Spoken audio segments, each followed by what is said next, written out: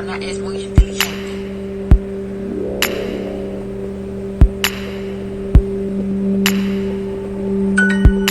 Mi hermano. Yo tengo una hermana. Mi casa es...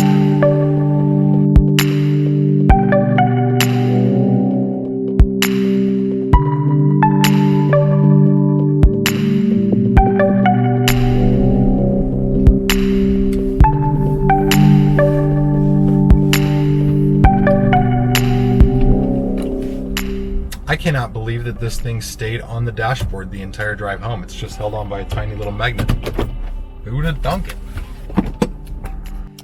So tomorrow morning represents the first day of something that we should have been doing for a long time as a family, which is lunch with Jim and Elvie, Allison and me and the kids, and getting together.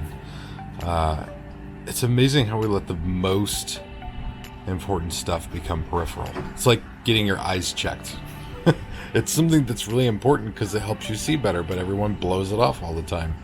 So we're gonna head to bed right now and get up, go to church in the morning, and then we're gonna what do we pick for lunch, baby?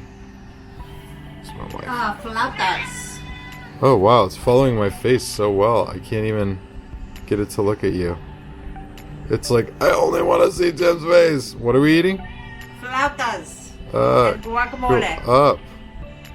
Can I go like this? I just tried to zoom in on your boobs. I'm sorry. I love you. Mexican food? Wait, no. We're getting fluff. Yeah. Oh, we're going to BJ's. What did you think I was talking about? What I'm making for food tomorrow. I thought we're going out. We are, but not for dinner. What? I don't understand what's We're happening. going to early lunch. Early lunch. Hey, no. Scram, dude. Scram. You cannot be here. You have to be wearing clothes. You can't be in front of a camera when you're not wearing clothes. That's like the first lesson they teach you in YouTube school. Look how easy this makes this. Except you might need a stronger magnet and a... I need a better magnetic mount for the Yeah. dashboard. You're right.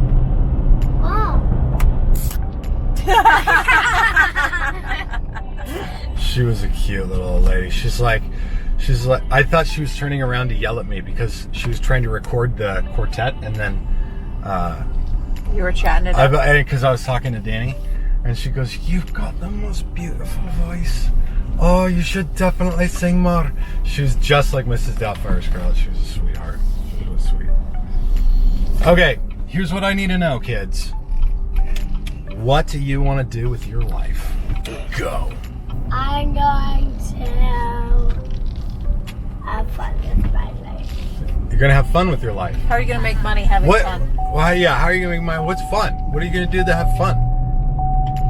To work with you. You gonna work with me at Cigars Daily? Uh-huh. By the time you're old enough to smoke, the smoking age is gonna be like 39. All right, Scarlett, what are you gonna do with your life? Silas has got it all figured out. You're supposed to have fun. Is she intentionally trying to No, speak she so said she's going to quiet be a business that attorney. the camera cannot hear her? Yeah, you have to say it out loud. What are you going to do? Declare it to the universe, Scarlett, or it'll never happen, right?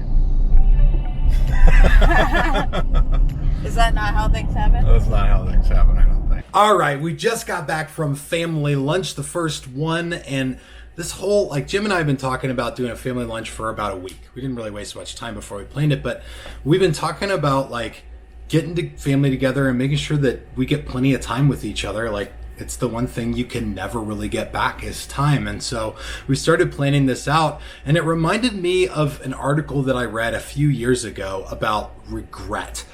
A lot of people have regrets, and most people, it seems like, die with regrets as well. But this study took into account, like, what are the top regrets that people deal with on their deathbed, and which is the number one. And I've asked a few people this. Almost unanimously, people think the number one regret people have on their deathbed is they wish they would spend more time with their loved ones. I wish I had spent less time working and more time with my kids or with my wife. And for sure, that's a big one. In fact, it's the number two biggest regret in the world.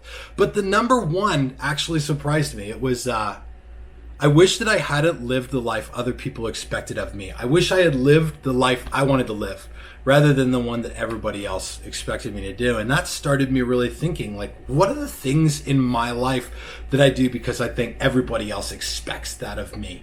And what is the stuff that I'm unashamedly doing because I feel like it's what I'm supposed to do or what I should do or what's inside of me to do? And I've dealt with a little bit of this getting into cigars. Like, a lot of you guys know that before I was in cigars, I was a minister. I was a music minister at a church. And I did that for almost 15 years while I was going through college. And even after Allison and I got married for a number of years. And it was not altogether popular when I left church ministry to get into cigars. Cigars, for sure, get painted with the same brush as all other tobacco. So if you smoke cigars, then you're the devil, Ricky Bobby. But it did a couple of things for me when I finally got out of ministry and got into the cigar industry. The first thing is it made me question all of my own convictions. I don't mean to disparage ever any other pastors. I think pastors are incredible people. A lot of them are really incredible people who do really good things. But for me personally, there was a sense that I was paid to be a Christian. And so all the standards I had for my life, the things I wasn't willing to do, and a lot of the things I did do, the question I had to ask is how much of that was motivated by a paycheck. And it really put some things into perspective for me. And so now I've been in the cigar industry for the last 4 or 5 years, and I've gotten a lot more clarity on what I want to do, what I want to be. And for sure, Cigars Daily has given me a lot of that. But now I'm moving forward with that big question in my head. What do I feel called to do? And a lot of this YouTube channel is about that. It's about living a life unashamed without any regrets at all. And ultimately, if I could have one thing for other people, it would be to have the same thing. Have we done with our lives the things that we feel called to do and what's inside of us? And do we end well with no regrets? I don't know what that is for you. I hope that you will post a comment of it down below. But if you haven't done so, please subscribe on this channel. I want to take you guys along for the journey and the exciting ride as I show you parts of Cigars Daily that I'm not really showing currently on the channel, and parts of the life of YouTube and everything that comes with that, because there actually is a lot of cool stuff that goes on behind the scenes I haven't really been able to show on the channel because it's not like directly related to Cigars Daily. So guys, stay tuned with me here. Thank you guys so much for watching. I'm signing off. I'll see you guys in the comments.